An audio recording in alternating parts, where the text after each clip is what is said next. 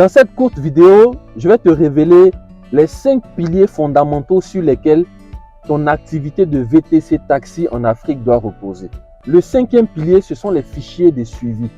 En effet, dans une activité qui est beaucoup demandante en suivi, dans une activité qui est très dynamique, où les comptes doivent se faire jour après jour, semaine après semaine, il est pertinent pour toi d'avoir des fichiers de suivi bien faits, performants, ou alors une application que tu vas faire développer qui va te permettre de suivre ton activité jour après jour, semaine après semaine.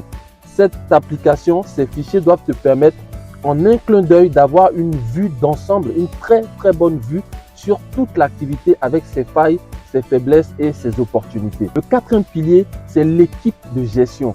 L'équipe de gestion doit être assez complète et être constituée de plusieurs membres avec des compétences diverses.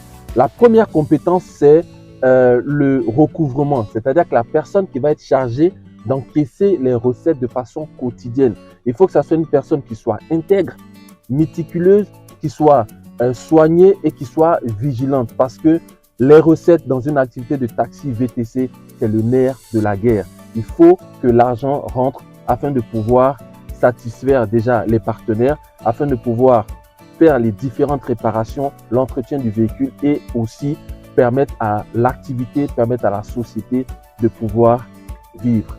L'équipe de gestion doit être constituée d'un agent de sécurité qui va être la force dissuasive qui permet à tes chauffeurs de pouvoir se tenir à carreau et respecter le règlement intérieur de la société, sinon de respecter les conditions de travail dans lesquelles tu évolues avec eux. Le 3e pilier, c'est un bon gérant, un excellent gérant, un gérant intègre, un gérant bienveillant, un gérant organisé, un gérant qui comprenne l'activité et qui soit en capacité, en mesure de pouvoir la gérer de sorte à ce qu'elle puisse être profitable.